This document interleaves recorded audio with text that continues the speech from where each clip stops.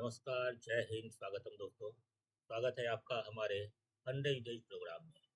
हमारा जो 100 डेज का प्रोग्राम चल रहा है इसमें आपका स्वागत है फिर से। और बीच में 2 दिन हमारी क्लास नहीं चल पाई थी, कुछ अस्वस्थता थी। इस वजह से 2 दिन हम लोग वीडियो नहीं बना पाए थे। तो आज फिर से हम लोग अपने क्लास को कंटिन्यू करते हैं और आज फिर से हम लोग अपना 100 डे प्रोग्राम रिज्यूम कर रहे हैं। अब देखिए इसमें हम लोग जब पॉलिटी देख रहे थे तो हम लोग अभी तक ने क्या सब देख लिया। तो हम लोगों ने भाग 3 तक देख लिया। जो हमारा भाग 3 है यहाँ तक हम लोगों ने देख लिया था, यानी कि मौलिक अधिकार तक हम लोगों ने कर लिया था। आज जो हम करेंगे वो हमारा होगा भाग 4। भाग 4 में आपको पता होगा कि भाग 4 में जो चीजें लिखी हुई है वह किस टॉपिक के अंतर्गत लिखी हुई है।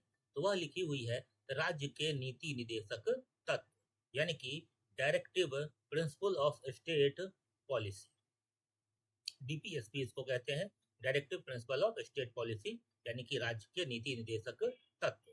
यह कहां से कहां तक है? तो यह आर्टिकल 36 से लेकर के आर्टिकल 51 तक जो है डीपीएसपी की चर्चा है, राज्य के नीति निदेशक की चर्चा है।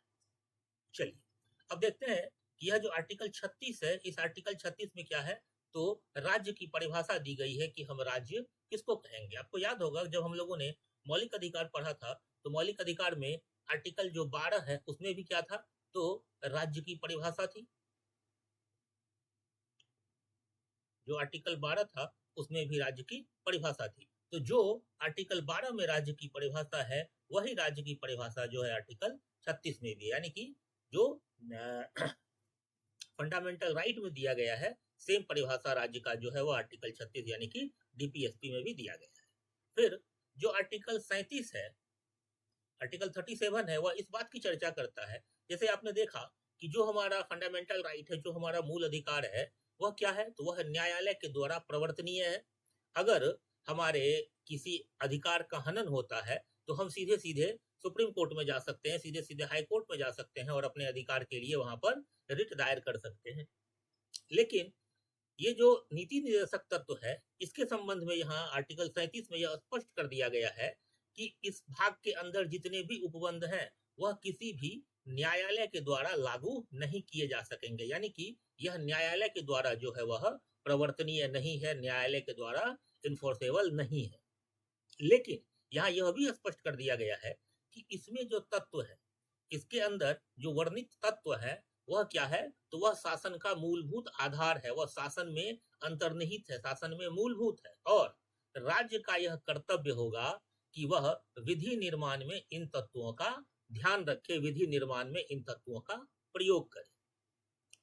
और फिर हम देखते हैं आगे, हम लोग देखेंगे कि जब डीपीएसपी के बहुत सारे चीजों को लेकर के सरकार के द्वारा बहुत सारे प्रावधान किए गए, राज्य के द्वारा बहुत सारे नियम बनाए गए हैं, तो वो सारे यहीं से उपबंध लिए गए हैं। इन्हीं तत्वों को ध्यान में रख करके बहुत सारे नियम कानून जो है वह बनाए गए हैं। ठीक है, यह था आर्टिकल 36 और 37। अब देखिए यह जो डीपीएसपी है इसका संविधान में वास्तव में कोई वर्गीकरण नहीं किया गया है।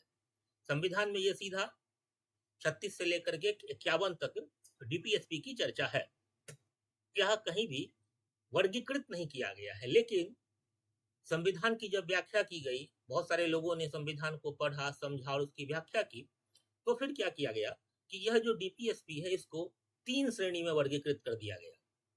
यानी कि डीपीएसपी का जो तत्व है, डीपीएसपी के अंतर जितनी सारी चीजें हैं उसको 3 श्रेणी में वर्गीकृत कर दिया गया। कौन कौन सी श्रेणी? तो एक समाजवादी श्रेणी, एक कहते हैं समाजवादी सिद्धांत, कुछ आर्टिकल को इसके अंतर्गत वर्गीकृत किया गया। दूसरा जो है वह है गांधीवादी सिद्धांत, और तीसरा जो है वह है उदारवादी सिद्धांत।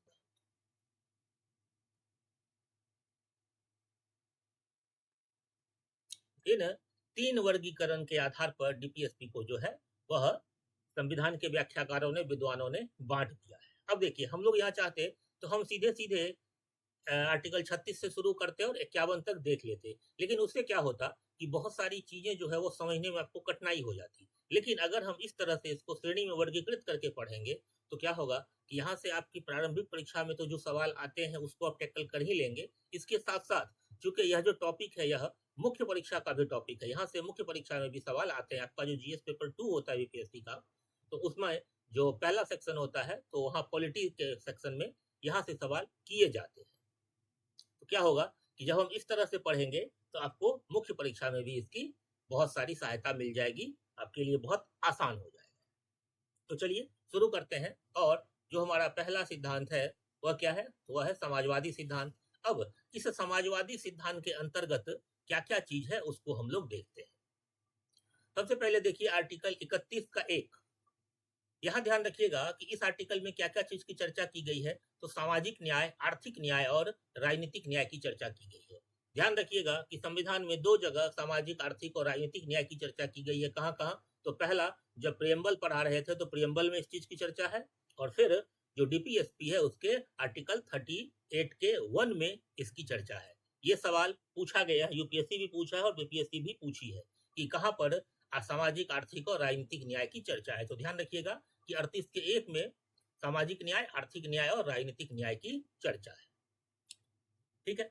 फिर जो 38 का दूसरा है, आर्टिकल 38 का 2, इसमें कहता है कि प्रतिष्ठा, सुविधा और अवसर की असमानता को समाप्त करने का प्रयास किया जाएगा। यानी राज्य जो है वह हर व्यक्ति की प्रतिष्ठा, हर व्यक्ति को सुविधा उपलब्ध कराने का प्रयास करेगा, और उसके साथ साथ जो व्यक्ति को अवसर की असमानता अगर किसी वर्ग को है तो उसको भी दूर करने का प्रयास करेगा। यानी कि नियोजन में, लोक नियोजन में हर व्यक्ति को समान अवसर प्राप्त करवाने का प्रयास जो है वह किसके द्वारा किया जाएगा? तो राज्य के द्वारा। यहाँ ध्यान रखिएगा कि यह जो 38(2) है यह 44वां संविधान संशोधन हुआ था 1978 में, उसके द्वारा यह लागू किया गया था। 44वां संविधान संशोधन 1978 के द्वारा यह लागू किया गया। ठीक है। अब देखिए 38 का 1 कहता है कि सामाजिक न्याय, आर्थिक न्याय, राजनीतिक न्याय, और फिर 38 का 2 कहता है कि प्रतिष्ठा, सुविधा और अवसरों की असमानता को दूर करने का प्रयास किया जाएगा। तो अब देखिए किसके आधार पर सरकार के द्वारा क्या क्या कार्य किए गए। तो आप जो देखते हैं प्रधानमंत्री आवास योजना,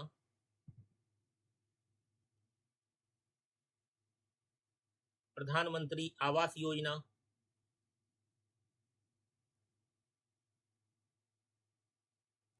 फिर देखते हैं पीडीएस, पब्लिक डिस्ट्रीब्यूशन सिस्टम, राष्ट्रीय वितरण प्रणाली या सार्वजनिक वितरण प्रणाली। उसके बाद देखते हैं हम लोग मनरेगा, फिर हम लोग देखते हैं अनुसूचित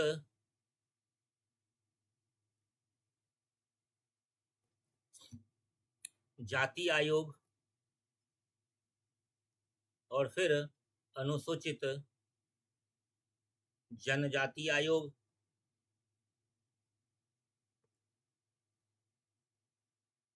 अनुसूचित जनजाति आयोग। तो ये सारे जो प्रावधान किए गए हैं वह किसके आधार पर किए गए हैं? तो आर्टिकल 38 के आधार पर किए गए हैं। सरकार ने ये सारी चीजें की है किसके आधार पर? तो 38 के आधार पर कि हर व्यक्ति को आवास मिल जाए।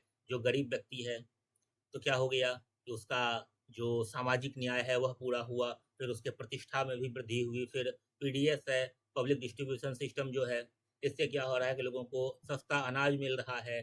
फिर मनरेगा से उसको न्यूनतम मजदूरी मिल रही है। अनुसूचित जाति और जनजाति के लिए अलग से आयोग की स्थापना कर दी गई ताकि उनका डेवलपमेंट सुनिश्चित किया जा सके। तो ये सारी चीजें आर्टिकल 38 के आधार पर व्यवस्था की गई। ठीक है। फिर आर्टिकल 39, देखिए 39 जो है इसका कुल 6 खंड है, यानी कि इसके 6 भाग हैं 39 के। तो आर्टिकल 39 का 1 कहता है कि सभी नागरिकों को समान रूप से जीविका के साधन का अधिकार सुनिश्चित करवाना। किसके द्वारा? तो राज्य जो है वह सभी नागरिकों को समान रूप से आजीविका का साधन का अधिकार होगा, उसको उपलब्ध करवाएगा। यानी कि हर व्यक्ति को रोजगार उपलब्ध हो सके, यह प्रयास किसके द्वारा किया जाएगा? तो यह प्रयास राज्य के द्वारा किया जाएगा। ठीक है। और इसमें सभी नागरिक कहने का मतलब स्त्री और पुरुष किसी में भी कोई भी भेद नहीं किया जाएगा।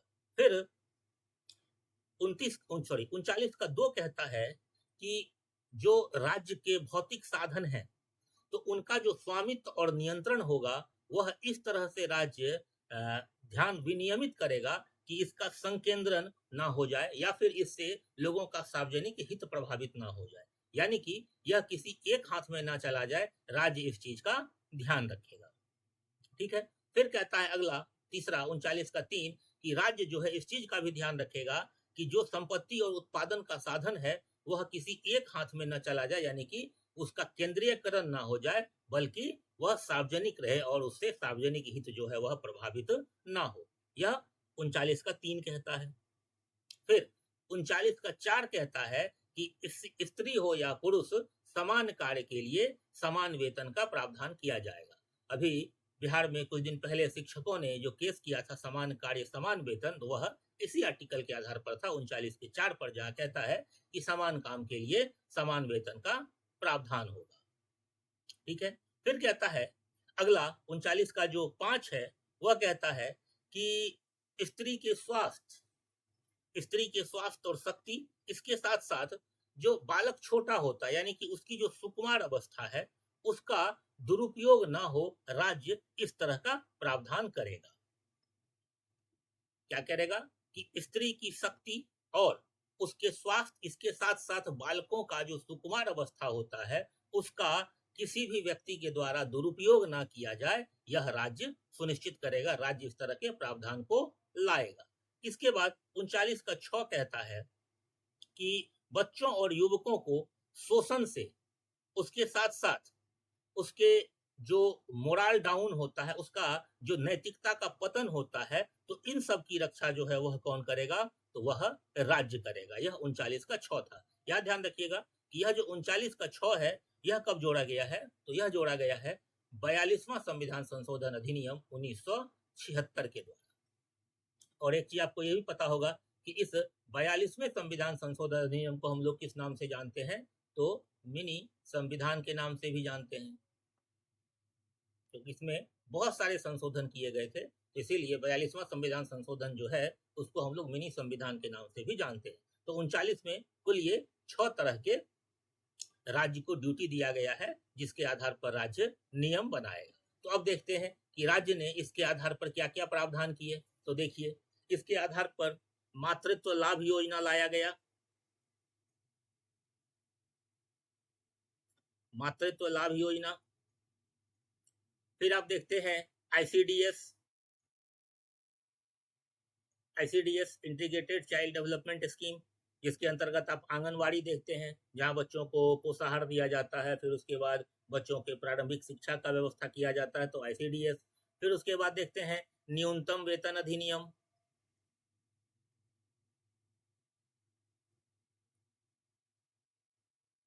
न्यूनतम वेतन अधिनियम। उसके बाद देखते हैं समान पारिश्रमिक अधिनियम।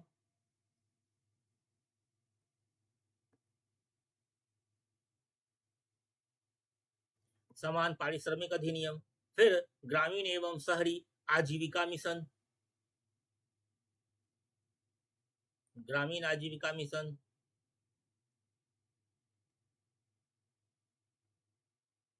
उसके बाद फिर शहरी आजीविका मिशन।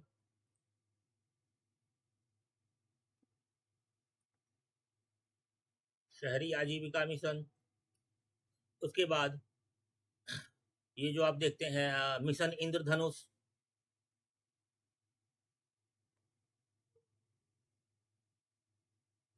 यह जो मिशन इंद्रधनुष है असल में यह क्या है कि एक तरह का अम्ब्रेला प्रोग्राम है। इसके अंतर्गत बहुत सारे मिशन आते हैं, इसके अंतर्गत बहुत सारे कार्य होते हैं। तो मिशन इंद्रधनुष भी का जो प्रावधान है वह भी कब कब किया गया, किसके अधीन किया गया, तो आर्टिकल 39 के तहत इन सारी चीजों का प्रावधान किया गया है। तो राज्य देखिए इन सारी चीजों पर कानून बना रही है समय समय पर। राज्य अपने संसाधन को देखते हुए हर विषय पर कानून धीरे धीरे बना रहे हैं।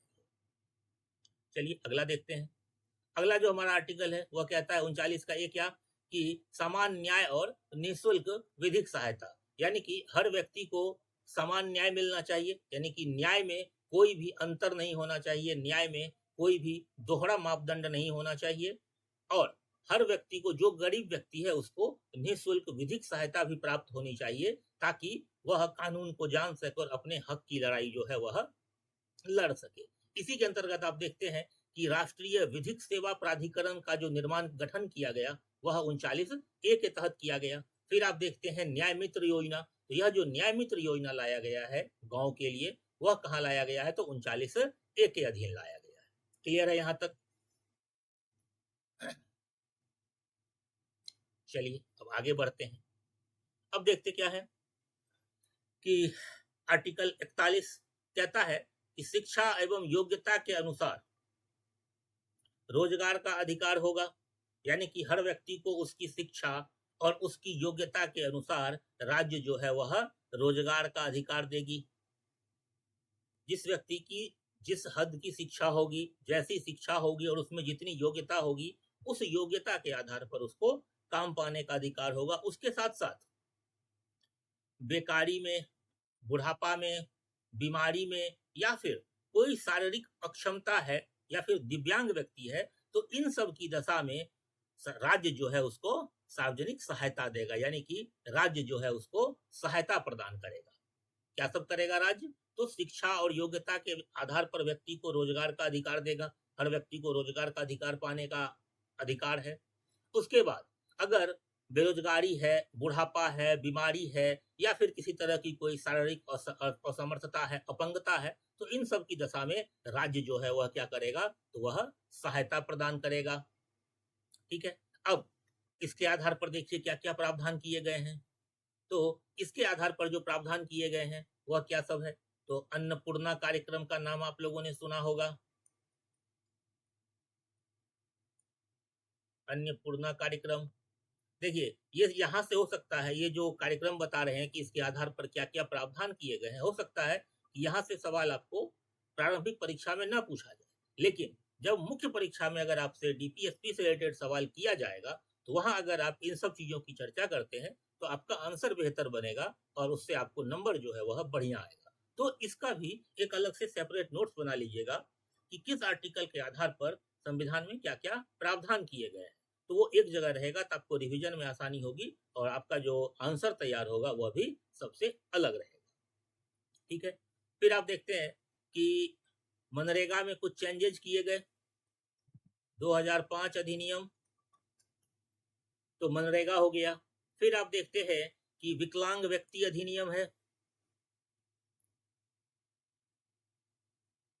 विकलांग व्यक्ति अधिनियम,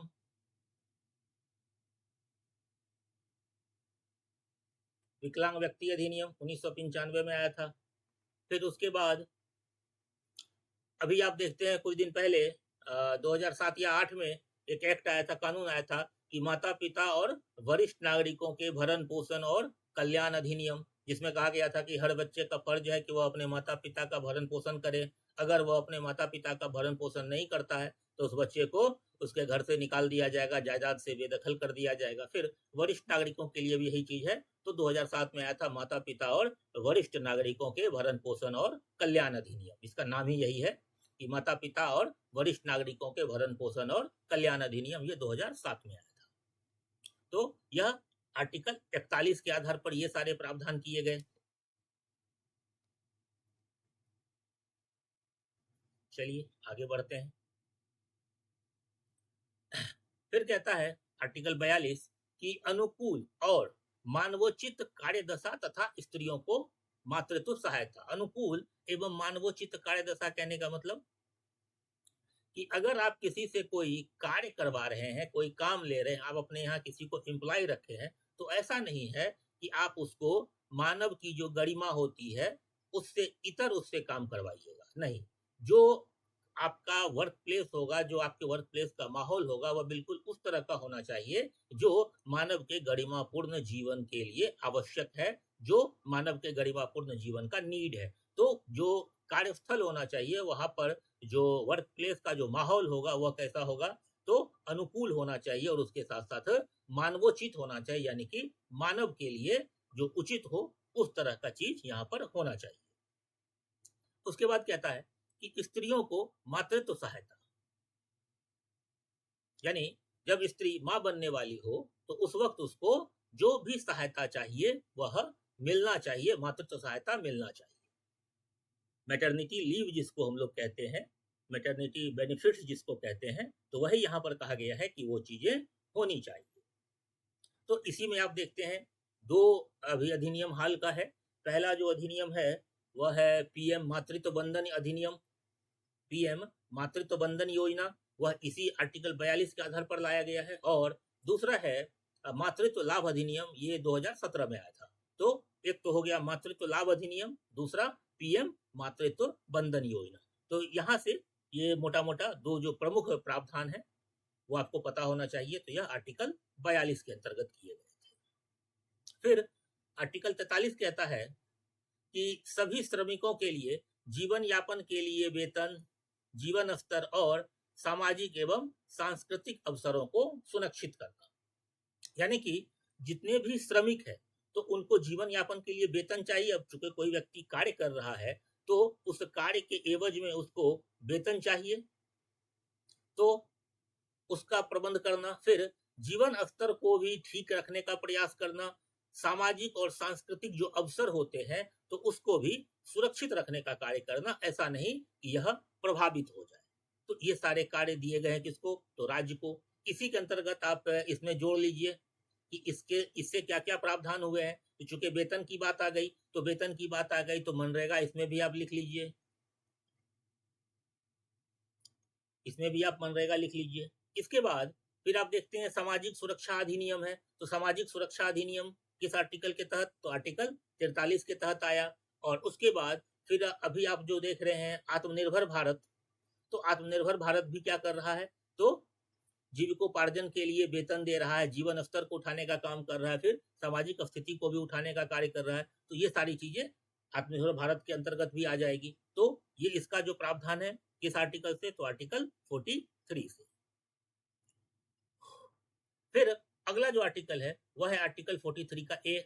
यह कहता है कि औद्योगिक संस्थानों के प्रबंधन में कर्मचारियों को भागीदार बनाने के लिए राज्य जो है वह प्रयास करेगा। यानी कि जितने भी औद्योगिक संस्थान हैं तो उसका जो प्रबंधन होगा तो वह सिर्फ प्रबंधन समिति नहीं करेगी, यानी कि ऊपर बैठे हुए लोग जो है वो सिर्फ वही नहीं करेंगे, कंपनी के और जो कर्मचारी है तो राज्य जो है वह उनको भी उसमें भागीदार बनाने का प्रयास करेगा। और यह जोड़ा गया 42वां संविधान संशोधन 1976 के द्वारा। अब देखिए इसमें क्या क्या कदम उठाए गए सरकार के द्वारा अभी तक। तो पहला याद रखिएगा कारखाना अधिनियम, पहला याद रखिएगा कारखाना अधिनियम, यह इसी के तहत उठाया गया कदम है। फिर औद्योगिक विवाद अधिनियम,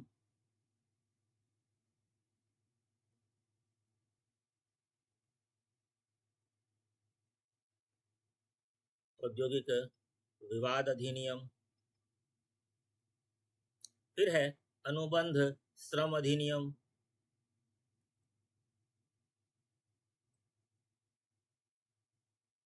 अनुबंध श्रम अधिनियम। फिर है ट्रेड यूनियन अधिनियम, ट्रेड यूनियन अधिनियम। ये सारे जो प्रावधान किए गए हैं किसके अंतर्गत किए गए हैं? तो आर्टिकल 43 ए के अंतर्गत किए गए हैं। और इससे क्या किया गया है? तो कर्मचारियों के हित को रक्षा करने का प्रयास किया गया है, कर्मचारियों को भी कंपनी के प्रबंधन में भागीदार बनाने का प्रयास समय समय पर किया गया है राज्य के द्वारा।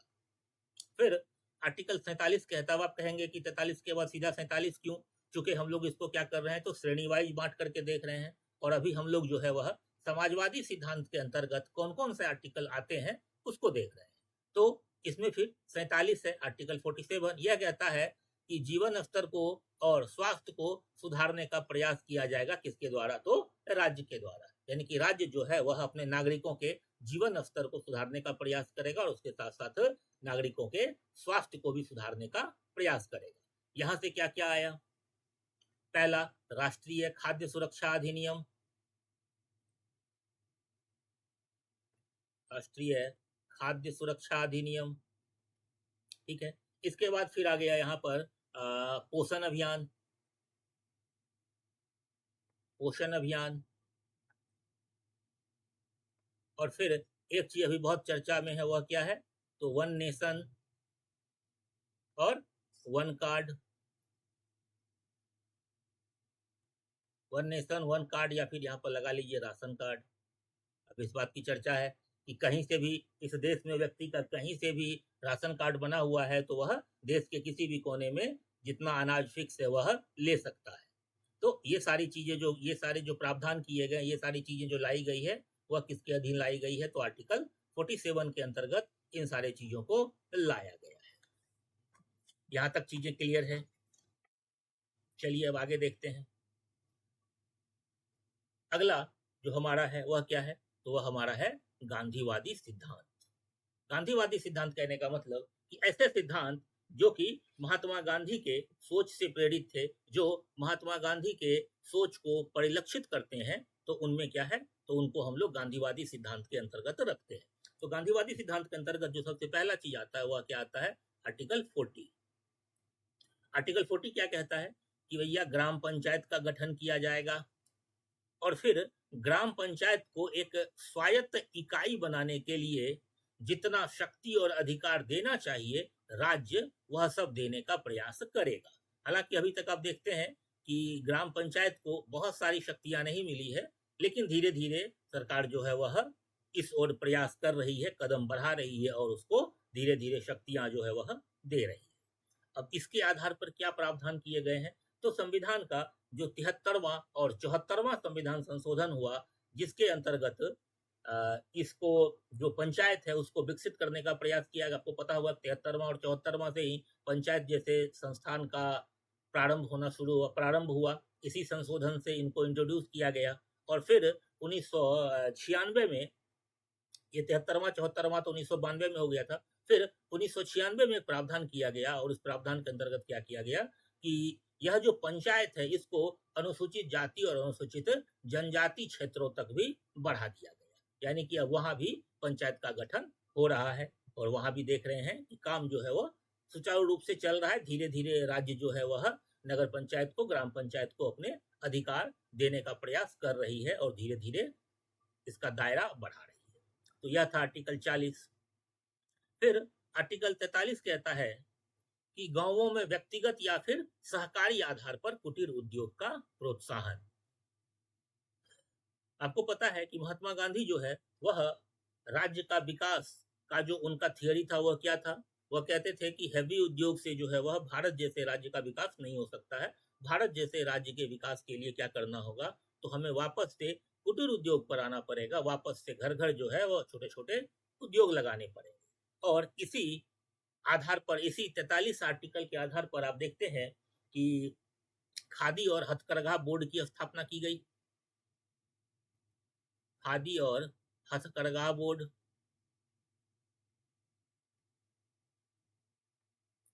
खादी और हथकरघा बोर्ड की स्थापना की गई और इसके साथ साथ खादी, इसके साथ साथ खादी व ग्राम उद्योग, खादी व ग्राम उद्योग आयोग का गठन किया गया। वह इसी के आधार पर किया गया है। अभी आप देख रहे हैं कि बहुत सारे जगह जो है वो क्या हो रहा है, तो खादी मॉल बन रहा है। यह क्या है? यह इसी को बढ़ावा देने के लिए बन रहा है।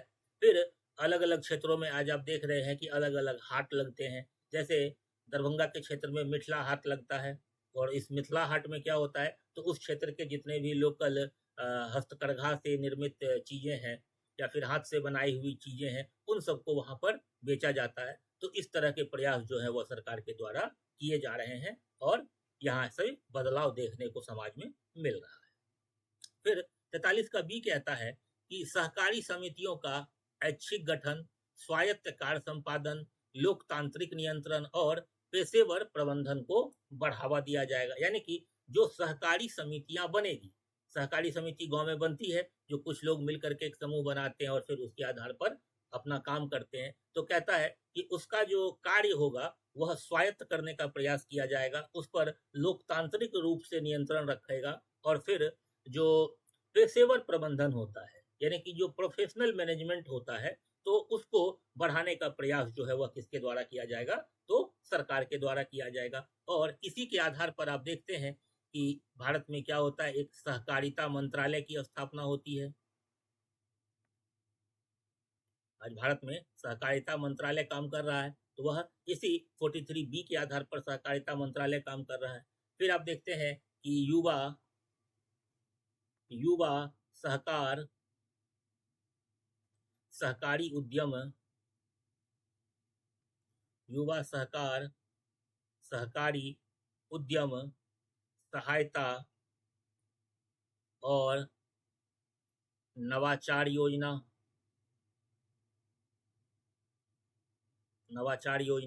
यह कब आया था? तो यह आया था 2019 में।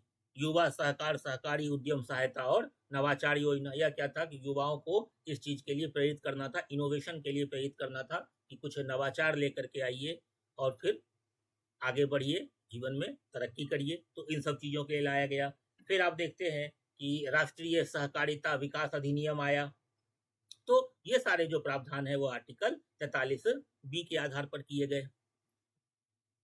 फिर अगला देखते हैं, अगला जो आर्टिकल है वह क्या है? तो वह है 46 आर्टिकल 46। यह कहता है कि अनुसूचित जातियों तथा अनुसूचित जनजातियों के शिक्षा, ध्यान रखिएगा किसके लिए है? तो यह अनुसूचित जाति और जनजातियों के शिक्षा तथा अर्थ संबंधी, अर्थ मतलब धन संबंधी हितों की विशेष सावधानी से उन्नति का प्रयास करेगा।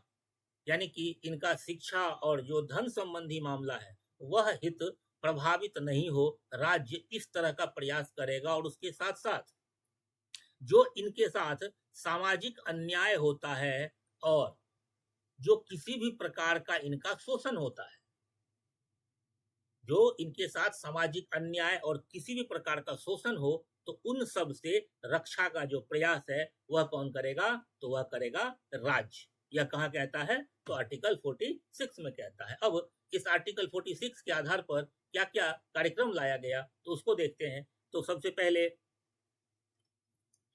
पहले जो कार्यक्रम आया वह कार्यक्रम क्या था? तो वह कार्यक्रम था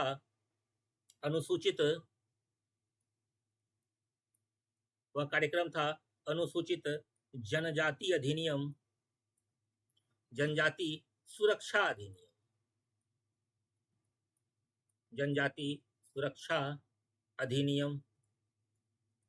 यह कब लाया गया था? तो यह लाया गया था 1989। इसके साथ साथ देखिए कि SC ST के छात्रों को क्या दिया गया? तो पोस्ट मैट्रिक छात्रवृत्ति,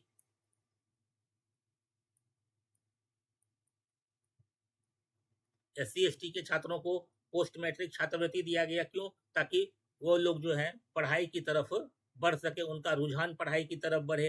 वो मैट्रिक करेंगे तो उनको छात्रवृत्ति मिलेगी, तो इस लोभ से भी उनका रुझान जो है वह पढ़ाई की तरफ जाए, उनके माँ बाप जो है उनको पढ़ाने पर ध्यान दें। इसके बाद एक और चीज लाया गया, वह था क्या? एकलव्य मॉडल आवासीय विद्यालय। एकलव्य मॉडल आवासीय विद्यालय, इसमें क्या था कि इन वर्गों के जो छात्र हैं उनके लिए एक अच्छा स्कूल बनाया जाए जहां पर कि उनको सारी सुविधा दी जाए। एक बोर्डिंग स्कूल होगा, आवासीय विद्यालय होगा, जहां पर वो रहेंगे भी और पढ़ाई भी करेंगे, तो उनका समुचित विकास हो, उनके सर्वांगीण विकास पर ध्यान दिया जाएगा। तो ये सारी चीजें किसके अंतर्गत आ गई? तो ये सारी चीजें 46 के अंतर्गत प्रावधान किया गया। आगे देखिए, अगला फिर से देखिए 47 में बहुत सारी चीजें हैं, तो वह 2 खंड में आ गया। तो अगला जो है वह कहता है कि स्वास्थ्य के लिए जो हानिकारक मादक द्रव्य है और अन्य पदार्थ है, यानी कि जितने भी चीज स्वास्थ्य के लिए हानिकारक है, राज्य उस पर प्रतिबंध लगा सकता है। बिहार में आज के समय में जो शराबबंदी है वह शराबबंदी इसी आर्टिकल के आधार पर है। किसके आधार पर? तो आर्टिकल 47 के आधार पर। आप देखते हैं कि आज सिगरेट पर बड़े बड़े अक्षरों में लिखा होता है कि स्वास्थ्य के लिए हानिकारक, एक कलर फोटो लगा होता है सिगरेट के डब्बा पर। तो वह किस आर्टिकल के अंतर्गत किया गया? तो वह 47 के अंतर्गत यह प्रावधान किया गया। फिर ई सिगरेट और गुटखा जो आप देखते हैं बहुत सारे जगहों पर बैन है, बहुत सारे राज्यों में बैन है, तो वह किस आर्टिकल के आधार पर? तो यह 47 के आधार पर, क्योंकि राज्य जो है वह जो स्वास्थ्य के लिए हानिकारक मादक द्रव्य है उन सब पर प्रतिबंध लगा सकती है। तो ये सारे प्रतिबंध बिहार में शराबबंदी, फिर सिगरेट के पैकेट पर बड़े बड़े अक्षरों में स्वास्थ्य के लिए हानिकारक चेतावनी लिखना, फिर बहुत सारे जगहों पर ई सिगरेट और गुटखा पर प्रतिबंध, तो ये सारी चीजें आर्टिकल 47 के अंतर्गत। ठीक है।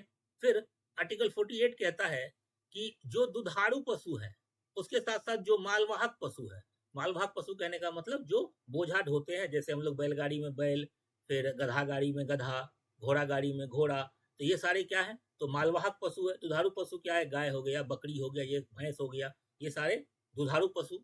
तो कहता है कि इन पशुओं के नस्लों का संरक्षण करेगा और उसके साथ साथ उसके नस्लों में सुधार के लिए भी प्रयास करेगा और उसके वध को रोकने का प्रयास करेगा, यानी कि उसको मारे जाने से रोकने का प्रयास करेगा। कौन करेगा, तो राज्य करेगा।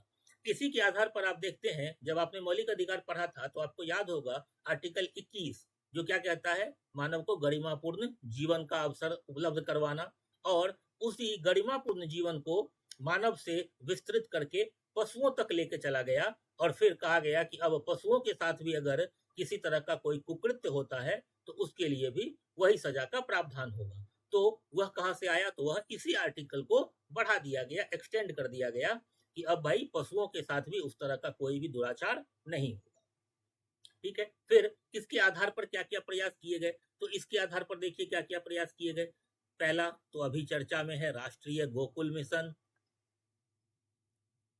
याद होगा आपको, आप लोगों ने बहुत बार इसकी न्यूज पढ़ी होगी, राष्ट्रीय गोकुल मिशन। फिर कामधेनु योजना, कामधेनु योजना। फिर पशुधन संजीवनी योजना, पशुधन संजीवनी योजना। तो ये सारे जो प्रावधान किए गए हैं, ये सारे प्रावधान किस आधार पर किए गए, तो ये सारे प्रावधान जो है वह किए गए आर्टिकल 48 के आधार पर। यहां तक चीजें क्लियर हो गई, उम्मीद है यहां तक आपको कोई परेशानी नहीं होगी। चलिए आगे बढ़ते हम लोग, और फिर अब देखते हैं कि जो उदारवादी सिद्धांत है वह क्या है। जो उदारवादी सिद्धांत है वह क्या है, तो उदारवादी सिद्धांत में जो पहला आर्टिकल है वह क्या है, तो वह है 44। अगर आपसे पूछा जाए कि संविधान में समान नागरिक संहिता की चर्चा कहां पर है, तो आर्टिकल 44 जो है वह यह आशा करता है कि राज्य जो है वह समान नागरिक संहिता लागू करने का प्रयास करेगा। तो समान नागरिक संहिता की जो चर्चा है वह आर्टिकल 44 में, और यह कहां पर है, तो डीपीएसपी में है, राज्य के नीति निर्देशक तत्वों में है। इसके आधार पर क्या क्या प्रावधान किए गए, तो पहला प्रावधान तो किया गया, वह लाया गया इसके अधीन विशेष विवाह अधिनियम, विशेष विवाह अधिनियम। आज जितने भी व्यक्ति कोर्ट मैरिज करते हैं तो वो सारे जो विवाह रजिस्टर्ड होते हैं वह विशेष विवाह अधिनियम के अंतर्गत आते हैं। कोर्ट मैरिज में हिंदू विवाह या फिर मुस्लिम विवाह नहीं होता है, वह विशेष विवाह अधिनियम जो 1956 का अधिनियम है उसी के आधार पर, सॉरी 1954 का अधिनियम है, उसी के आधार पर जो है कोर्ट में विवाह संपन्न होता है। फिर उसके बाद जो हिंदू कोड बिल है जिस पर अभी बहुत विवाद है, अभी हालांकि समान नागरिक संहिता पर भी विवाद है, बहुत सारे राज्यों ने इसको लागू करने का प्रारंभ कर दिया है, बहुत सारे राज्यों में ये लागू हो चुका है और केंद्र सरकार भी इसको लागू करने के लिए प्रतिबद्ध दिख रही है। तो फिर हिंदू कोड बिल जो है 1956, यह भी इसी के अंतर्गत लाया गया। हिंदू कोड बिल में क्या है कि हिंदुओं का जो विवाह है, फिर तलाक है, फिर हिंदू कितने विवाह कर सकते हैं, संपत्ति का बंटवारा कैसे होगा, तो ये सारी चीजें जो है इस हिंदू कोड बिल में लिखी गई है, कोड बिल में वर्णित है। हालांकि इसमें बहुत बवाल है, आज भी इस पर बहुत विवाद है, लेकिन ठीक है, हमारा काम उस विवाद से नहीं है। तो 44 में जो है वह समान नागरिक संहिता की चर्चा है। फिर जो आर्टिकल 45 है वह कहता है कि 14 वर्ष से कम आयु के बच्चों की प्रारंभिक शिक्षा एवं देखभाल। आपको पता है कि यह जो 14 वर्ष से कम आयु के बच्चों की प्रारंभिक शिक्षा और देखभाल है, अब इसको क्या किया गया है, तो मौलिक अधिकार में जोड़ दिया गया है। कौन सा, तो आर्टिकल 21 का क, लेकिन यहाँ भी इसकी चर्चा है। तो इसके आधार पर क्या क्या प्रावधान, तो एक तो आईसीडीएस हो गया, इंटीग्रेटेड चाइल्ड डेवलपमेंट प्रोग्राम, और उसके बाद फिर आज जो देख रहे हैं सबसे ज्यादा चर्चा में है बेटी पढ़ाओ, सॉरी बेटी बचाओ बेटी पढ़ाओ।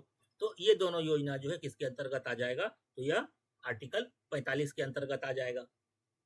ठीक है। फिर जो हमारा 48 है, 48 कहता है कि कृषि और पशुपालन को आधुनिक तथा वैज्ञानिक बनाने का प्रयास किया जाएगा। किसके द्वारा? तो राज्य के द्वारा। राज्य जो है वह कृषि और पशुपालन को आधुनिक तथा वैज्ञानिक बनाने का प्रयास करेगा।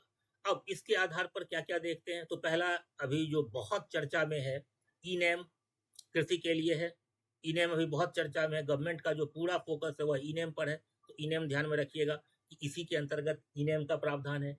फिर एक दूसरा प्रावधान अभी जो लेटेस्ट है, ये मृदा स्वास्थ्य कार्ड योजना, कि मृदा जो है वह किस तरह की है, इस पर कौन सी कृषि की जाए तो ज़्यादा फलदायी होगी, ज़्यादा बेहतर होगा, तो उसके लिए मृदा स्वास्थ्य कार्ड योजना। और फिर अभी जस्ट देखे राष्ट्रीय गोकुल मिशन पशुओं के लिए। तो ये सारे जो प्रावधान है वह किसके अंतर्गत किए गए? तो आर्टिकल 48 के अंतर्गत किए गए। अब अगला जो है वह है आर्टिकल 48 का एक।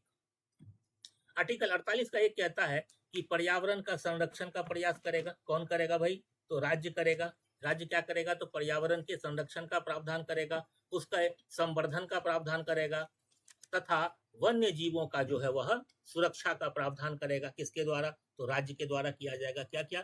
तो पर्यावरण का संरक्षण, फिर पर्यावरण का संवर्धन, यानी कि जो पर्यावरण में अभी चीजें हैं उसको संरक्षित भी करेगा, फिर पर्यावरण को बेहतर बनाने का भी प्रयास करेगा, और जो वन्य जीव हैं उनकी भी सुरक्षा का प्रयास किया जाएगा। किसके द्वारा? तो राज्य के द्वारा। वन्य जीवों की सुरक्षा का भी प्रावधान किया जाएगा। किसके द्वारा? तो राज्य के द्वारा। इसके अंतर्गत क्या क्या प्रावधान? तो पहला तो प्रावधान है भारतीय वन अधिनियम। भारतीय वन अधिनियम। फिर देखते हैं कि वन्य जीव संरक्षण अधिनियम।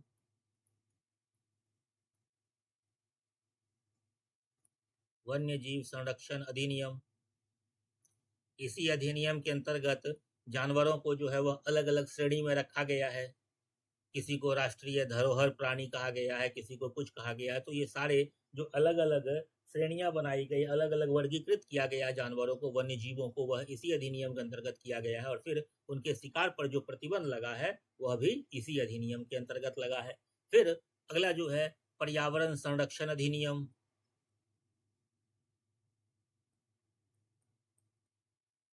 पर्यावरण संरक्षण अधिनियम, यह भी इसी के अंतर्गत आया गया है। फिर आप देखते हैं जैविक विविधता अधिनियम।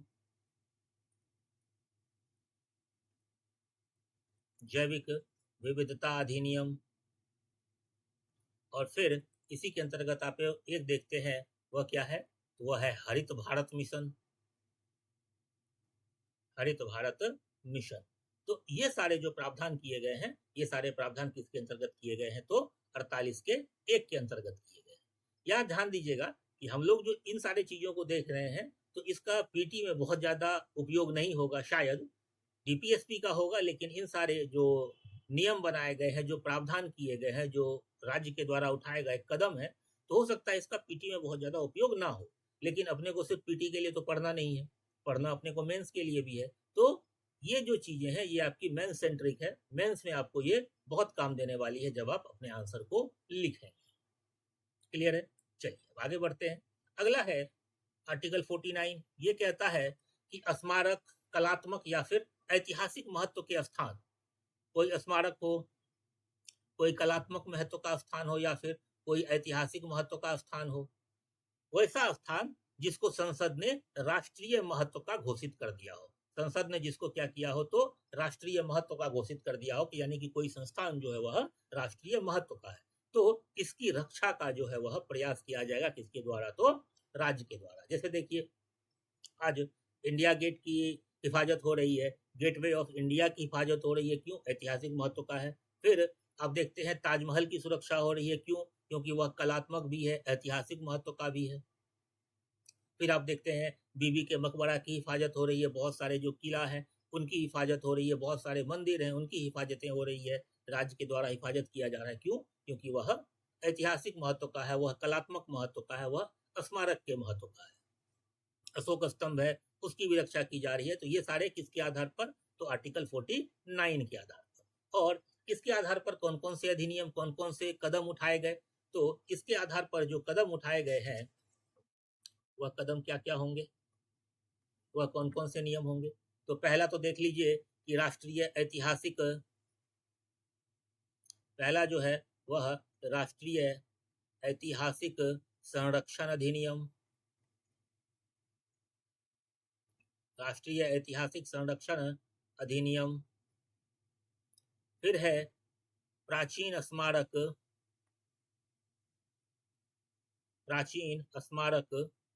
और पुरातात्विक, प्राचीन स्मारक और पुरातात्विक स्थल और अवशेष अधिनियम, और अवशेष अधिनियम।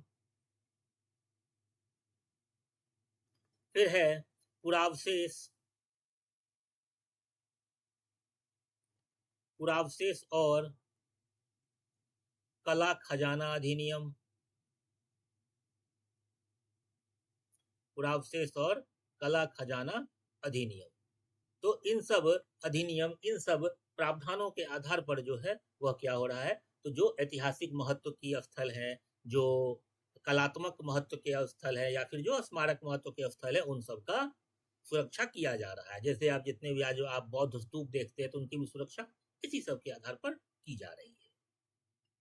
चलिए आगे बढ़ते हैं। अब आगे जो हमारे पास है वह क्या है, अगला आर्टिकल जो है वह है आर्टिकल 50।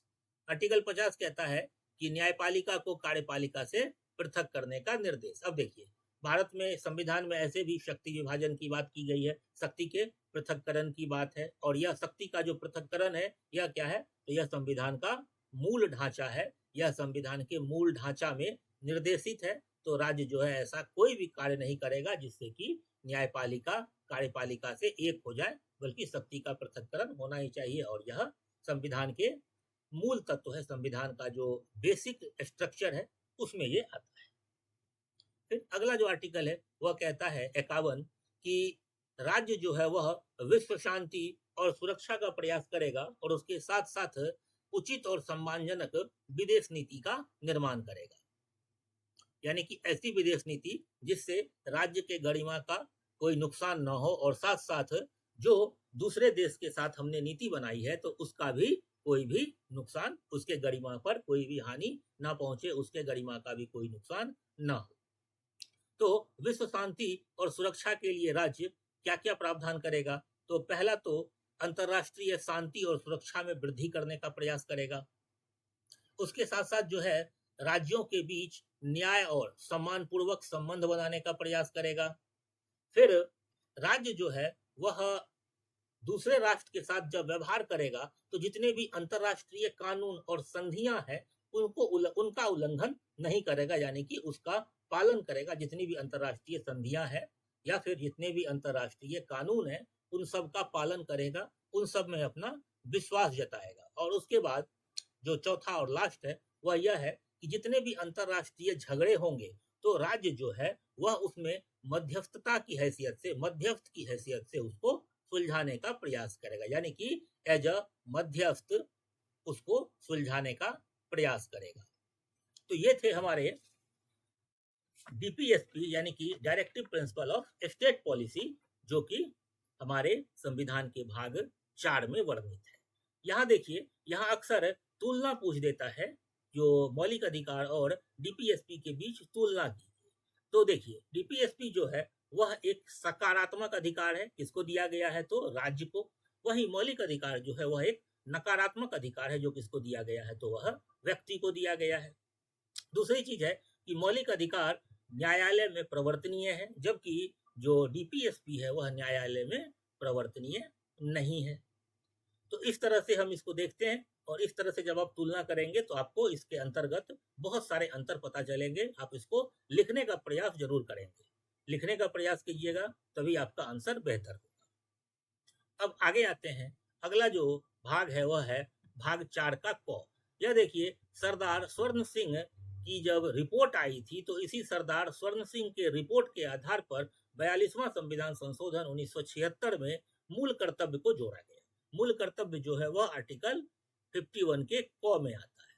सरदार स्वर्ण सिंह समिति का जो रिपोर्ट आया तो उसमें कहा गया कि नागरिकों को अधिकार तो दे दिए गए हैं, लेकिन उन पर कर्तव्य आरोपित नहीं किया गया है, और कोई भी अधिकार जो है वह बिना कर्तव्य के नहीं आता है।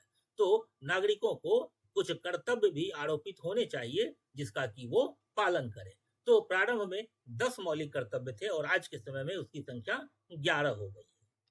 यहाँ कुछ है नहीं, बस एक बार देख लीजिए कि पहला जो मौलिक कर्तव्य है वह कहता है कि संविधान का पालन करें और उसके आदर्शों, संस्थाओं तथा राष्ट्रध्वज और राष्ट्रगान का आदर करें। यानी कि जो हमारे राष्ट्रीय महत्व का चीज है, एक तो संविधान का पालन करना हर किसी के लिए आवश्यक है, और फिर जो हमारे आदर्श हैं, जो हमारी राष्ट्र की संस्थाएं हैं, फिर जो हमारा राष्ट्रध्वज है, राष्ट्रगान है, इन सब का क्या करना है, तो आदर करना है। फिर कहता है कि स्वतंत्रता के लिए हमारे राष्ट्रीय आंदोलन को प्रेरित करने वाले उच्च आदर्शों को हृदय में संजोए रखें और उनका पालन करें। यानी कि हमारे जो फ्रीडम फाइटर्स थे, हमारे जो स्वतंत्रता सेनानी थे, उन्होंने जिस आदर्श को अपने हृदय में रख करके हंसते हंसते फांसी चढ़ गए, हंसते हंसते अंग्रेजों की लाठियां खाई, ताकि हमारा देश जो है वह आजाद हो, हम स्वतंत्र हवा में सांस ले सके। तो नागरिकों से यह उम्मीद की जा रही है कि नागरिक जो है उन सारे आदर्शों को ध्यान रखेंगे, उन सारे आदर्शों को याद रखेंगे और उनका पालन करेंगे। अगला कहता है कि भारत की संप्रभुता, एकता और अखंडता की रक्षा के लिए प्रयास करेंगे और उसको अक्षुण्ण रखेंगे। यानी कि कोई भी ऐसा कार्य नहीं करेंगे जिससे भारत की संप्रभुता, भारत की एकता या फिर भारत की अखंडता पर कोई आंच आए। फिर अगला कहता है कि देश की रक्षा करेंगे तथा आह्वान किए जाने पर राष्ट्र की सेवा करें। यानी कि हर नागरिक का यह कर्तव्य होगा कि वह देश की रक्षा करे, और अगर कुछ ऐसी विकट परिस्थिति आ जाती है कि जब राष्ट्र को अपने आम नागरिकों का आह्वान करना पड़े कि आओ भाई देश को आपकी आवश्यकता है, तो उस वक्त कोई भी व्यक्ति पीछे नहीं हटेगा, बल्कि आएगा और राष्ट्र की सेवा करेगा। अगला है कि भारत के सभी लोगों में समरसता और समान भ्रातृत्व की भावना का निर्माण करें, जो धर्म, भाषा और प्रदेश के वर्ग पर आधारित सभी भेदभाव से परे हो, तथा ऐसी प्रथाओं का त्याग करे जो स्त्रियों के सम्मान के विरुद्ध है। यानी कि धर्म, भाषा और प्रदेश या फिर वर्ग के आधार पर कोई भी भेदभाव न करे, सब लोग अपने आप को एक समान समझें, सब लोग अपने भाईचारा के साथ रहें, और उसके साथ साथ जितनी भी ऐसी कुरीतियां या प्रथाएं हैं जो स्त्रियों के सम्मान पर आघात पहुंचाती है, उन सब का त्याग कर देंगे, ऐसा कोई भी कार्य नहीं करेंगे। फिर कहता है कि हमारी जो सांस्कृतिक संस्कृति की गौरवशाली परंपरा है, इसके महत्व को समझेंगे और उसका परिरक्षण करेंगे। यानी कि हमारा जो कल्चर है, जिसमें कि सारे लोग एक साथ रहते हैं, और यह एक साथ रहना आज से नहीं बल्कि प्राचीन काल से ही है, और हम लोग सब लोग मिलकर के एक साथ रहे, तो हमारा जो यह गौरवशाली परंपरा है एक साथ रहने का, भ्रातृत्व के साथ रहने का, अखंडता, एकता के साथ रहने का, तो इसके महत्व को हम लोग समझेंगे और इस चीज को अक्षुण्ण रखने का प्रयास करेंगे, इस चीज को प्रयास करेंगे कि यह हमेशा बचा रहे।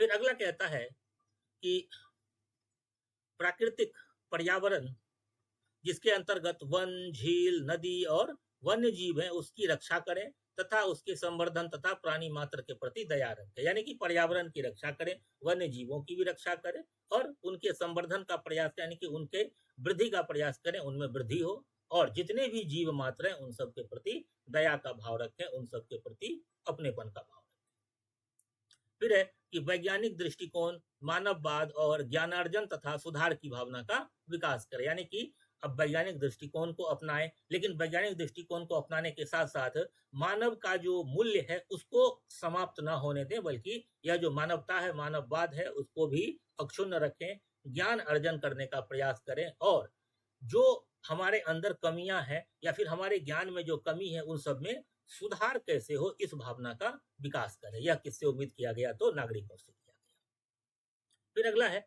कि सार्वजनिक संपत्ति को सुरक्षित रखें और हिंसा से दूर रहें। यानी कि सार्वजनिक संपत्ति पर जो अक्सर आघात हो जाता है, जब भी कहीं कोई धरना होता है, कोई प्रदर्शन होता है, तो अक्सर आप देखते हैं कि रेल का डब्बा जला दिया गया, सड़क जाम कर दिया गया, गाड़ी तोड़ दिया गया। तो ये क्या हो रहा है, ये सार्वजनिक संपत्ति का नुकसान हो रहा है। तो नागरिकों से यह अपील की गई है, यह कर्तव्य दिया गया है कि सार्वजनिक संपत्ति को सुरक्षित रखें और किसी भी तरह के हिंसा से दूर रहें।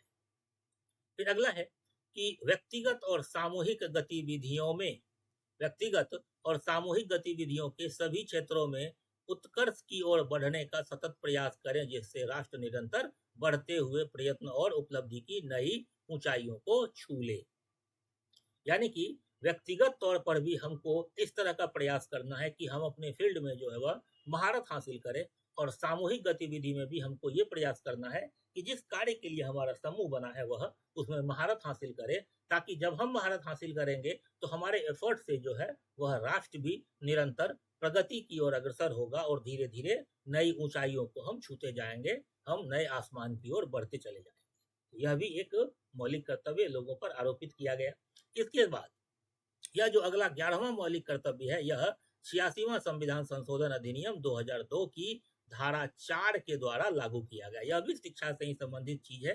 क्या है? यदि माता पिता या संरक्षक हैं, यदि माता पिता या संरक्षक हैं तो 6 से 14 वर्ष तक की आयु वाले अपनी यथास्थिति बालक या प्रतिपाल्य के शिक्षा के अवसर प्रदान करेंगे। यानी कि जिस व्यक्ति के माता पिता हैं, या फिर अगर माता पिता नहीं है, कोई केयर टेकर है, संरक्षण है, तो फिर ऐसे लोग जो है वह अपनी स्थिति के अनुरूप, ऐसा नहीं कि कोई दिन का 100 रुपये कमा रहा है तो वह किसी बहुत बड़े स्कूल में अपने बच्चे को पढ़ाएगा, तो ऐसा कुछ नहीं है।